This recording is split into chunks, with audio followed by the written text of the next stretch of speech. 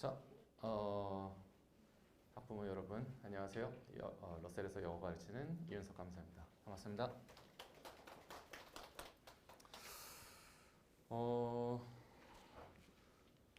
어머니도 혹시 올해 영어가 내내 좀 어려웠다라는 얘기를 들어보신 분이 계실까요? 많이들 들어보셨겠죠? 네. 물론 뭐 이번 수능이 국어랑 수학의 여파가 너무 셌기 때문에 영어가 상대적으로 묻힌 감도 있지만 영어는 올해 내내 어려웠어요. 그래서 이제 영어가 왜 이렇게 어려웠고 학생들은 왜 이렇게 영어를 어려워했고 그래서 우리는 내년 영어를 어떻게 준비를 해야 될지 이렇게 세 가지에 관해서 얘기를 한번 해볼게요. 일단은 제 소개를 먼저 하면은 뇌가 반응한다, brainwash, 누적 영어라는 표제를 사용하고 있고요. 이제 brainwash라는 게 세뇌예요, 세뇌. 그러니까 저희가 이론만 알고 개념만 어설프게 학습을 하면은 어려워진 상황에서 사실 바로바로 반응을 못 합니다. 그래서 아이들에게 거의 세뇌를 시키다시피 일관적인 방법론을 탑재를 시켜서 안정적이고 일관적인 학습 방법을, 문제풀이 방법을 익힐 수 있게 만드는 누적 영어라고 보시면 되겠습니다. 올해 리뷰를 먼저 할 거고요. 그리고 내년 대책에 대해서 얘기를 한번 해볼게요. 자, 일단은 올해인데 수능이 어려웠어요. 그리고 특히나 올해 이제 좀 보셔야 할 특징은 뭐냐면은 2등급 받은 학생들에 비해서 1등급 받은 학생들의 수가 굉장히 적습니다. 그래서 이제 보면은 주변에 어머님들도 이제 주변에 어느 학생이 시험을 봤다 그랬을 때 영어 2등급이 굉장히 많은 거를 보실 수 있을 거예요. 그리고 또 공부를 잘한 학생들 중에서도 영어 1등급을 받지 못하고 2등급을 받은 학생들도 좀 많이 보셨을 겁니다. 그래서 1등급을 받기가 굉장히 까다로웠어요. 반면에 2등급 받기는 좀 상대적으로 수월을 했다. 그래서 이제 어떤 현상이 벌어지냐면은 제가 이제 가르쳤던 러셀에서 많은 학생들도 막 4등급, 3등급 받던 학생들 죄다 연락 와서 선생님 제가 2등급을 받았습니다. 너무 좋아하고 동시에 1등급, 2등급을 왔다 갔다 했었던 친구들 중에 꽤 많은 친구들이 뭐 1등급을 받았지만 중간에 이제 미끄러져서 88점, 89점 받아서 2등급 받아서 안타까워했던 친구들도 상당수가 있어요. 왜냐면은 2등급까지는 내가 내주겠다. 근데 1등급은 내가 쉽게 안 내줄 거야 라는 그 어려운 킬러 문제 한 3, 4개 정도를 평가원에서 뿌려놨는데 그걸 극복하지 못하고 다 틀려버리면 2등급을 받는 그런 시험이었다고 생각을 하시면 돼요. 그래서 88, 89점이 정말 많았었다 생각하시면 됩니다. 그리고 또 하나는 이제 지문의 난이도와 문제의 난이도에 대해서 뭐 학생들과 어머님들에 대해서 좀 구분을 할 수가 있어야 되는데 옛날에 EBS가 반영이 됐었던 그 시절에는 무조건 어려운 지문의 난이도 자체가 높은 거를 갖다가 연계를 시켰었다면은 이제 올해 EBS가 직접 연계가 폐지가 되면서 그 경향이 사라졌고 대신에 내가 지문은 조금 읽을 수가 있겠어. 뭔가 글이 잘 읽히네. 근데 집에 가서 채점했더니 엄청 틀렸어. 왜냐면은 낚일 걸 다 낚였거든요. 그래서 이제 그렇게 문제 난이도가 조금 중요해지는 그런 트렌드로 좀 변화했다라고 보시면 되겠습니다. 이제 좀 구체적으로 얘기를 해보면요. 절대평가로 들어온 지 이제 5년째였어요. 5년째. 자, 그리고 여기 있는 표 중에서 제일 우측이 이제 과거에 수능 1등급 받았었던 학생들의 비율이고요. 요거는 이제 올해 모의평가와 수능의 어떤 1등급 비율입니다. 근데 보시면 알겠지만 첫 해 10%, 두 번째 5%, 7% 이게 이제 딱 평가원이 약간 목표로 삼는 비율이에요. 그리고 작년에 코로나로 인한 12.7%.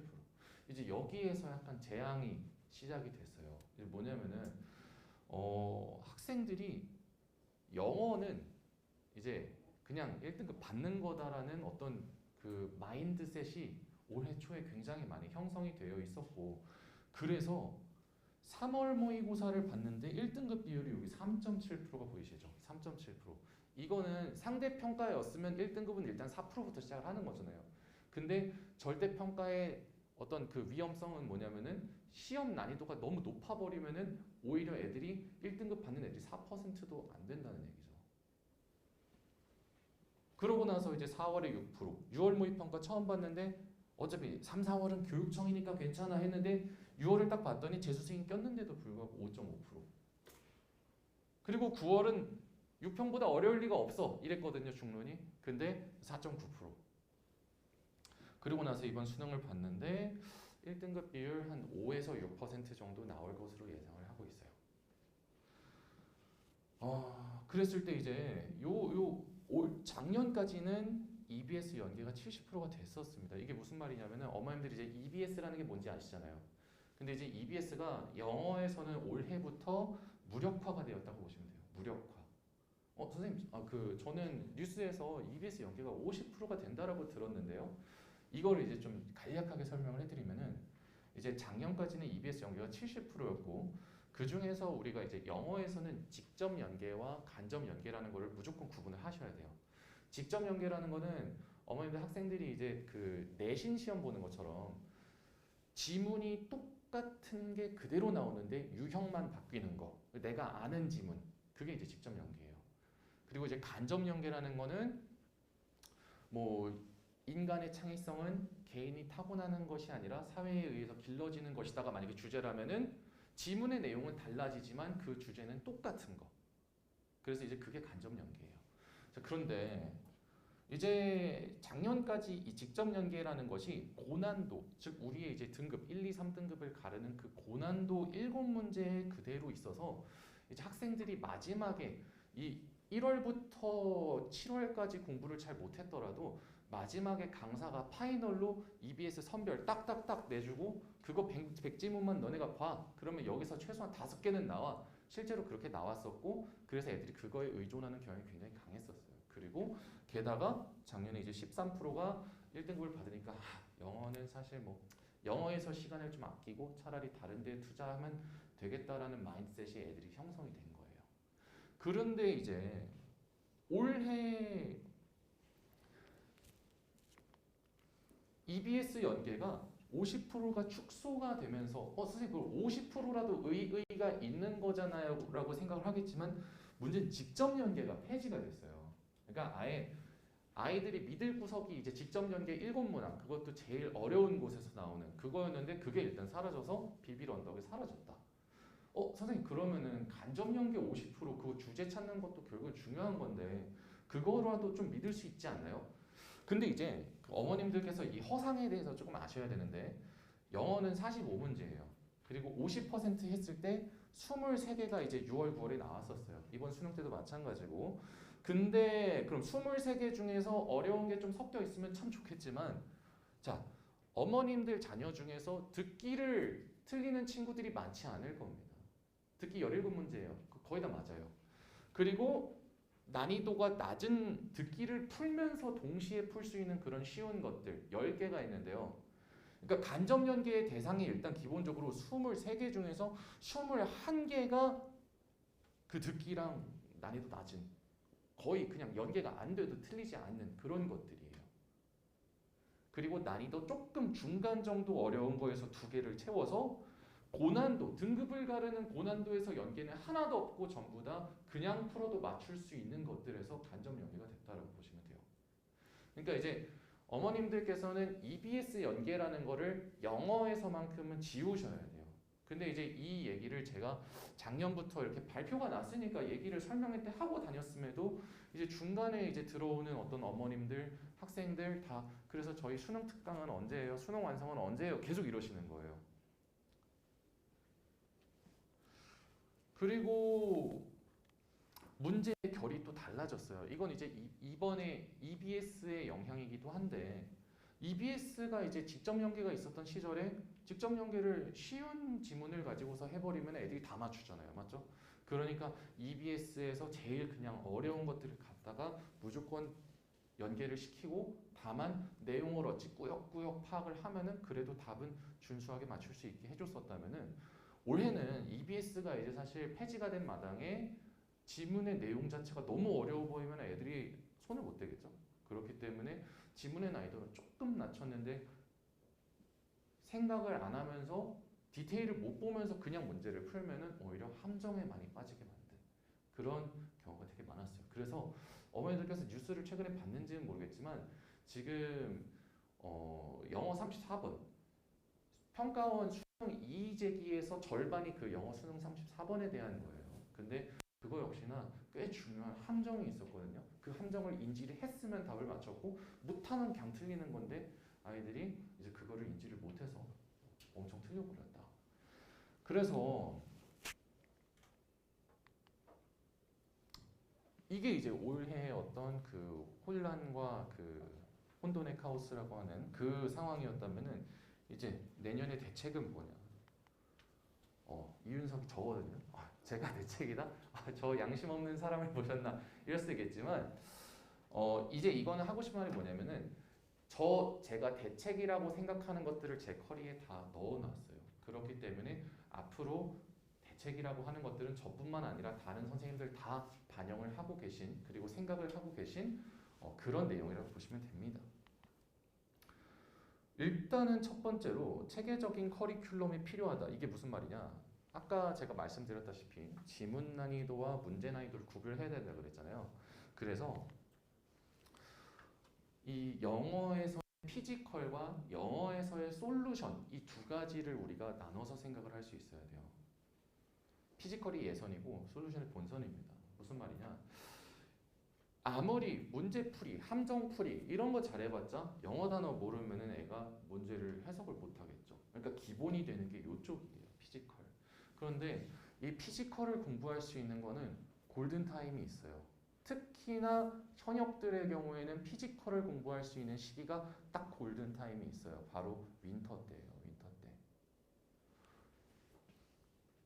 솔직히 많은 아이들이 어휘랑 구문 공부하라고 하면은 되게 싫어합니다. 왜냐면은 딱 뭔가 스킬 빨리 배우고 싶고 문제풀이 하면서 짝짝짝짝 답 맞춰 나가고 싶고 눈에 보이는 직접적인 어떤 수능 성적과 연관이 되는 그런 공부를 하고 싶어 하거든요. 그 마음을 너무 잘 아는데 문제는 이 윈터 때 피지컬이 길러지지가 않고 그러고 나서 이제 현역들 학교 가면은 또 막 뭐 내신 치고 막 하느라 정신 없잖아요. 그러고 나서 이제 썸머가 됐다? 그러면 이제 바로 여기 넘어가기 바빠요. 이거를 다시 채우지를 못해요. 그리고 얘 없이 얘로 가게 되면은 밑반지 녹에 물 붓는 경우가 정말 많아져요. 문장을 해석을 못하는데 아이가 글을 해석할 수 있을까요? 아니라는 얘기죠. 그래서 이 내가 부족한 부분이 피지컬 부분인가 솔루션 부분인가 즉 함정에 빠지지 않고 글의 핵심을 제대로 파악할 수 있는 그런 능력이 나한테 부족한 건가? 아니면 그냥 내가 아직도 영어 자체를 못하는 건가? 이거에 대해서 명확하게 자기 자신을 파악을 할 수가 있어야 돼요. 그래서 자 피지컬 부분에 대해서 얘기를 좀 하면은 첫 번째로 어휘. 학생들이 이제 제가 작년에 9월 모의 평가 보기 직전에 러셀에서 이제 상담을 엄청 많이 했어요. 애들이 이제 와가지고 선생님 제가 영어 공부를 소홀히 했습니다. 간증 이제 막 약간 고해성사 하듯이 영어 공부를 제가 소홀히 했습니다. 왜 그랬니? 영어는 이제 좀 덜 중요하니까 다른 게 중요하다 판단해서 국어 수학에 좀 힘을 많이 썼더니 영어 공부를 못했어요. 저 어떻게 해야 될까요? 이미 늦었다 할 수는 없잖아요. 이미 늦었어요 할 수는 없으니까 최선의 대책을 세워줬는데 얘가 부족하면은 아무런 소용이 없어요. 근데 이제 문제가 뭐냐면은 이 어휘 학생들이 중요한 거를 알면서도 사실 하고 싶질 않아 합니다. 단어장 외우는 거 근데 문제는 우리가 알지만 안 해요. 그리고 또 하나 혼자 공부를 하게 되면은 내가 모르는 단어가 있을 때 그걸 네이버에다 찾아봐야 되잖아요. 계속해서. 그러면은 그거 굉장히 많은 시간 소요가 있어요. 그래서 우리가 이제 기본 어휘와 복습 어휘 투 트랙으로 좀 기본적으로 나눠서 가야 되는데 무슨 말이냐? 이 시중에 있는 유명한 단어장들 있잖아요. 뭐 땡땡 마스터라든지 무슨 자 그런 것들을 외우는 거 좋습니다. 너무 좋아요. 근데 문제는 얘는 우리가 그냥 생판 처음 보는 단어를 외우는 거잖아요. 그렇기 때문에 우리의 머리를 한 번도 거치지 않은 것을 생으로 외워서 쉽게 날아가 버리는 성향이 있어요. 반면에 우리가 이제 방금 지문을 공부를 했으면은 거기에서 우리가 몰랐던 단어들이 분명히 있을 거 아니에요. 그럼 걔는 우리가 지문을 공부하면서 한번 우리의 머리를 거쳤던 거예요. 그리고 그것을 다시 외우게 되면 걔는 꽤 오래 남습니다. 그래서 항상 좀 병행을 해주시는 게 좋아요.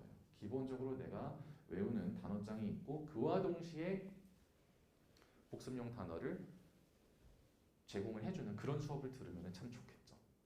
그리고 거기에 추가로 소재와 관련된 어휘, 얘가 또 중요한데 우리 자연과학하는 학생들이 제일 어려워하는 부분이 이제 굉장히 인문사회적이면서 철학적이면서 추상적인 그런 지문이 나왔을 때 그거를 건드리지 못하는 경우가 많아요. 그래서 그런 소재별로 정리가 되어 있는 그런 어휘 공부를 또 하셔야 되고 동시에 제일 중요한 예. 우리가 이제 왜 영어가 어렵냐면요. 요래요. 예를 들어서 인간의 도덕성은 선천적인가 후천적인가 이제 이게 주제예요. 그럼 그랬을 때 옛날에는 우리가 인간의 도덕성이 선천적이라 생각했었어. 근데 알고 보니까 후천적이더라. 그래서 계속 선천과 후천이라는 말을 써주면은 우리가 맥락 잡기 편하겠죠. 근데 문제는 인간의 도덕성은 타고나는 것이야. 아니야? 습득되는 것이야. 말을 한번 바꾸고요. 인간의 도덕성은 유전자에 의해 발현되는 거야. 아니 그게 아니라 환경에 의해서 형성되는 거야. 말을 또 바꿔요. 그러니까 이렇게 계속 워딩을 바꿔주는 것을 패러프레이징이라 그러는데 이 계속 나오는 단어를 둘로 양분해서 보지를 못하면은 애들이 이 글의 맥락을 놓치게 되는 거예요. 한 문장 한 문장이 다 다른 얘기한다고 생각을 하거든요. 그래서 어휘를 공부할 때도 좀 체계적으로 공부를 할 필요가 있다. 그리고 이 어휘라는 거는 그냥 윈터부터 수능 직전까지 쭉 항상 연중 무휴로 가는 것이다라고 보시면 되죠. 자, 두 번째, 피지컬의 두 번째, 어법과 구문. 어법. 우리 같은 것을 배우지만 문제풀이를 위해서 배우면 어법이라 칭하고 독해를 위해서 배우면 구문이라고 칭합니다. 그런데 이 어법 문제풀이 이런 거 뭐 지금 와서 다시 투부정사가 어쩌고 분사구문이 어쩌고 배우기에는 아이들이 일단 심리적으로 불안하고요. 그리고 뭔가 필요성을 느끼지도 못해요. 그리고 딱 한 문제 나오니까 어법 문제는.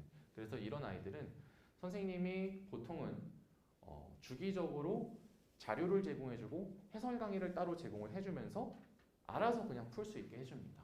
그래서 이제 저도 숙제로 줘요. 어법은 그 저의 주간지에 이제 껴서 줘가지고 어법 문제 그리고 그거에 대한 해설 그리고 해설 영상 다 제공을 해줍니다. 제가 수업 때 따로 안 하게. 근데 이 구문이라는 거, 이 구문은 너무 중요한데 이 구문이 뭐냐면 결국에는 우리가 한 문장을 제대로 이해하자가 구문이에요. 한 문장을 제대로 이해하는 힘. 근데 이 구문이 왜 중요하냐면은 첫 번째로 길고 복잡한 문장 속에서 누가 뭘 했는지에 대한 핵심 정보를 빠르게 이해하는 거. 이게 첫 번째. 그리고 두 번째로는 한 문장을 제대로 보면은 그 안에서도 지문 전체의 구조가 보여요. A는 무엇하는 반면에 B는 무엇한다? 아, 그렇다면은 이 글은 A와 B의 어떤 대립이겠구나라는 게 바로 씁니다. 그래서 구문을 공부할 때 이 지문 전체의 구조에 대해서까지 같이 염두를 하는 그런 학습을 해야만 이게 자연스럽게 독해로 넘어갈 수가 있어요. 그래서 여기까지가 이제 피지컬적인 부분이었다면은 이제 솔루션 부분. 글의 구조. 여기가 이제 너무 중요합니다. 여기가 중요한 이유는 뭐냐면은 우리 현역 학생들이 고등학교 2학년에서 3학년 올라올 때 분명 선생님 저는 고등학교 2학년 때까지는 1등급을 받았었는데 3학년 올라오고 갑자기 2, 3등급이 나와버려요 하면은 보통 여기가 부족한 친구들이 많아요. 여기가 학교에서 다뤄주지 않았습니다. 학교에서 단어랑 구문은 엄청 뭐 내신 때문에도 계속 했었으니까 엄청 관리가 되어 왔는데 이 글에 대한 정보가 없는 거예요. 글에 대한 지식이 없어요. 어디부터 어디까지가 한 맥락이고 여기서 내용이 갑자기 바뀌네. 그리고 나서 바뀐 다음의 내용을 여기서 이어가네. 이런 전환의 포인트를 잡는 법이라든지 아니면은 우리 글은 보통 뭐 A는 어떻고 A는 어떻고 A는 어떻고 하나에 대해서만 계속 얘기를 하는 게 아니라 A랑 B라는 애가 다르네. 어떤 측면에서 다르지? A가 B한테 긍정의 영향을 주네. 혹은 부정의 영향을 주네. 혹은 무관하네. 혹은 상호작용하네. 어떤 문제가 있고 그걸 어떻게 해결했네. 어떤 통념이 있었는데 알고 보니 반대였네. 소재 간 관계는 최소한 두 개를 보통 잡고 갑니다. 근데 이런 거시적인 학습을 학교에서도 잘 안 가르쳐주고 개인이 하기에도 무리가 있어요. 그래서 여기가 이제 공백이 있는 학생들이 꽤 많습니다. 특히 우리 아이가 고2거는 안정적으로 2등급 나오는데 고3 평가한 거 봤는데 애가 문장도 보고 원어민급으로 회화도 잘 하는데 털린다? 그럼 이 부분이 부족한 경우가 많아요. 그러니까 어머님들께서 유튜브에서 보면은 막 한국 수능 너무 어려워요 하는 외국인들 본 적 있죠. 그리고 우리가 그러면은 영어만 그냥 잘하면은 미국 초딩 갔다가 놓고 이거 풀어봐 했을 때 분명 1등급 나와야 되잖아요. 근데 문제는 그 친구들도 1등급이 안 나와요. 그러면 그거는 우리의 영어 수능이 뭐 잘못된 건가가 아니라 대학에서 공부를 할 수 있는 논리력을 가지고 있는가를 묻는 시험이기 때문에 이 글이라는 것에 대해서 안 되어 있는 거죠. 그렇기 때문에 특히나 이제 저한테 상담받는 그 유학 갔다가 온 그 리터니들도 꽤 많아요. 걔네들도 이제 다 저 영어 잘하는데 그래서 잘 안 했더니 점수가 안 나오네요. 왜 그렇죠? 그러면은 여기가 비어 있는 경우가 많다 생각하시면 돼요. 요거는 3학년 때 꼭 이거는 배우셔야 됩니다. 너무 중요해요. 그리고 이제 썸머 정도를 이제 지나가면서 기본기가 탄탄해지고 나서 그런 다음에 이제 이런 유형별 접근법을 건드리시는 게 좋아요. 그래서 내가 만약에 3등급 나오는데 나는 빈칸 추론을 정복하고 말 거야 하면 그거는 순서가 틀린 거예요. 피지컬을 먼저 기르고 그 다음에 최종 단계에서 내가 2등급 안정적으로 확보를 한 다음에 1등급을 가는 관문으로 이런 아이들을 생각을 해야지. 그러니까 2등급을 가는 것에 제일 중요한 건 피지컬이에요. 그리고 2등급에서 1등급을 가는데 제일 중요한 게 이런 포인트라고 보시면 됩니다. 알겠죠? 그래서 우리가 이제 뭐 빈칸, 밑줄 이런 거에서도 자주 나오는 함정들이 있어요. 예를 들어서 우리 빈칸 딱 뚫어놓고 여기 들어갈 말 이제 정하면 되는 거잖아. 근데 예를 들어서 여러분들의 학생들이 이제 왜 어려움을 겪는지 잘 알려드릴게요. 예를 들어서 A는 요래, A는 요래, A는 B랑은 반대야. A는 요래. 그러고 나서 마지막에 그렇다면 B는 어떨까? 하고서 B에다 빈칸을 뚫어놓는 거예요. 그러면은 우리 아이들은 파블로프의 개처럼 학습된 상태로 B는 A지 딱 계속 봤으니까 그거를 선지에서 그리고 A를 얘기하는 게 1번에 있어요. 1번. 그러면은 바로 1번 딱 고르고 나머지는 1번을 고르는 순간 눈에 잘 안 들어오거든요. 그러고 영어가 쉽구만 하고 집에 갔는데 틀려 있어. 오히려 정반대의 내용이 답이었어. 이렇게 되는 거죠. 혹은 또 반대로 빈칸이 있는데 거기에 A에 대해서 묻는데 거기에 이제 아니다라는 표현이 붙어 있는 거예요. 아니다. 이윤석 선생님 훌륭해. 이윤석 선생님 훌륭해. 훌륭하지 않아. 그리고 빈칸이 있어. 그럼 거기에는 이윤석 선생님이 아니야. 이게 들어가야 되는데 이윤석 선생님이야가 1번에 있는 거예요. 그럼 애들도 이윤석 선생님 계속 봤으니까 그러고 나서 이제 틀리는 거죠. 그래서 이제 그런 식으로 각 유형별로 학생들이 조금 조심해야 하는 것들이 있어요. 그리고 요게 완성이 안 되면은 영어를 잘하는데 점수가 안 나와. 그런 상황이 또 벌어지는 거죠. 근데 이런 거는 거의 이제 썸머를 지나가면서 완성시키는 그런 최종 단계라고 보시면 돼요.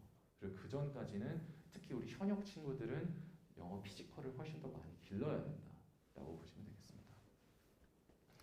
그래서 이제 이렇게 다양한 어떤 유형별로 또 접근을 할 때 조심해야 되는 부분들 이런 거에 대해서 이제 썸머를 지나가면서 완성을 시키고 그리고 이제 또 실전 연습들 듣기를 들으면서 10문제를 보통 동시에 풀고 그러면서 시간을 많이 아껴준다든지 시간 관리, 실전 모의 계속하고 멘탈 관리, 국어 수학 보고 나서 점심 먹고 졸리면서 이제 풀어야 되니까 멘탈이 제일 중요합니다.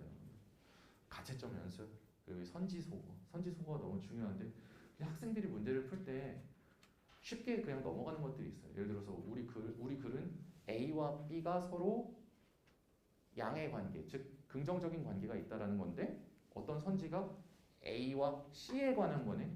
그럼 이거는 우리 글의 소재와 안 맞는다. 소재 탈락. A와 B가 서로 음의 관계가 있어요라고 얘기하면 이거 우리 글의 논리와 안 맞네. 논리 탈락. 그러니까 선지 구분을 잘 해줄 수가 있어야 되는데 이거 역시나 아이들이 혼자 하기가 쉽지 않아요. 그래서 체계적인 어떤 이런 솔루션들이 필요하다고 하는 겁니다. 그래서 이제 보통 뭐 저의 커리를 예를 들면은 저 같은 경우는 이제 개념을 학습을 하고 그거를 이제 적용을 하는 그런 것들을 이제 좀 나눠놨는데 이 윈터 때 이 구문과 독해가 너무 중요하고요. 이게 이제 정말 보통 학생들이 구문의 중요성을 좀 과소평가하고 동시에 자신의 구문 실력은 좀 과대평가하는 경향이 있어요.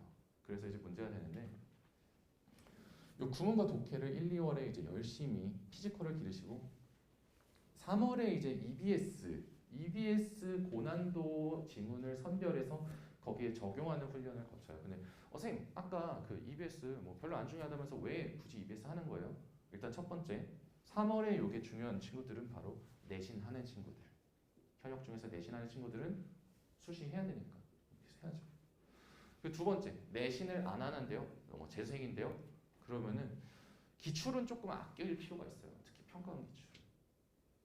그러면 기출 다음으로 제일 잘 만들어진 문제집이 뭐냐 했을 때 다른 여타 사설 문제보다 EBS가 그래도 제일 자본 투자가 많이 들어가고 검수도 많이 된 그런 문제예요. 그렇기 때문에 요거에 적용을 하고 그러고 나서 이제 아까 얘기했었던 빈칸 순서 삽입 이런 고난도 유형 훈련하고 그리고 또 한 번 수능 완성 나오니까 요때 고난도만 모아서 훈련하고 그리고 7, 8월에 이제 평가원 기출 실전 유형 훈련 여기서 이제 성적 향상이 대폭발이 일어나고 그러고 나서 구평 보고 파이널 실전 모의고사를 통해서 쭉 가는 그래서 정말 현역 친구 같은 경우에는 현역들이 특히 이 과정을 거치면서 너무 많이 성장을 해요. 분명 1월에는 여러분들 자녀들이 현역일 경우에는 이제 문제 풀었을 때 뭐 정말로 막 2등급 나오고 3등급 나오고 그랬다가도 이 1년의 과정을 거치면서 피지컬이 탄탄해지면서 결국에는 영어 실력이 많이 늘어나고 문제 풀이 능력도 역시나 향상이 되게 됩니다. 자, 요 두 번째랑 세 번째 이제 요거는 간단한 얘기인데 효율을 버려라랑 효율을 챙겨라. 이게 무슨 모순이죠? 라고 말할 수 있겠지만 학생들이 그리고 어머님들께서 영어에 대해서 가지는 통념 그게 이제 결국에는 영어 성적을 제일 저하시켰던 원인이기도 하거든요. 정말로 아이들이 영어에는 최소한의 시간을 투자하겠다라는 마인드가 굳게 있었어요. 올해 초에. 굳게. 근데 최소 하루에 1시간은 공부를 해주셔야 돼요. 1시간은. 그러니까 아이들이 이제 그 절대평가라는 그것과 작년에 그거 사태 때문인지 거의 뭐 한국사를 생각하는 것처럼 영어를 생각하는 경우도 있었어요. 그런데 안 됩니다. 선생님, 그러니까 그런 아이들이 진짜 많거든요. 상담하면서. 근데 영어를 차라리 공부를 조금 줄이고 그 시간을 국어 수학에다가 올인하면은 그게 더 남는 장사 아닌가요? 하지만 실제로 시간을 더 투자한다고 해서 나온 점수가 수능 때 받은 국어 수학 점수잖아요. 이거는 사실 그 주변에 수험을 이제 보고 정시를 넣어서 합격 예측해보는 친구들한테 물어보시면 돼요. 그러니까 뭐냐면은 딱 같은 점수에서 예를 들어서 뭐 지방대 의대 이제 합격 예측을 딱 하는데 영어가 2등급이야. 그럼 빨간불이 떠요. 근데 1등급으로 되는 순간 초록불이 뜹니다. 그러니까 영어의 영향력이 별로 없다라고 생각하면은 2등급에서 1등급으로 바뀌는 순간 색깔이 바뀌면 안 되잖아요. 근데 너무나도 많이 색깔이 바뀐다 이거예요. 그리고 또 하나는 자 문제 선생님 저는 문제 정말 많이 풀었고 근데 왜 성적이 안 오를까요? 그럼 제가 물어봐요. 단어는 열심히 외웠니? 근데 그렇지가 않다는 거죠. 단어는 좀 안 외웠어요. 그러니까 문제만 푼 거예요. 문제만. 근데 문제는 도구거든요. 도구. 문제를 풀고 거기에서 몰랐던 어휘와 구문과 지문의 구조와 그리고 정답의 판단 근거, 유형별 정답 판단 근거와 선지에 대한 어떤 분석까지 골고루 되어져야 되는데 혼자서는 그냥 이게 여기서 이렇게 있었네? 이거구나? 넘어가고 끝. 성장을 할 수 있는 그런 포인트가 없다 이거죠. 그러면은 효율을 챙기라는 거는 어떻게 하라는 거죠? 이게 다이어트를 해보신 분들도 계시겠지만 저도 다이어트를 하거든요 항상. 근데 너무 어렵잖아요. 다이어트가 어려운 게 이제 우리가 다이어트하는 방법을 몰라서가 아니죠. 그러니까 하기 싫잖아요 솔직히. 러닝머신 뛰어야 되고 조깅해야 되고 방법은 알지만 못하거든요.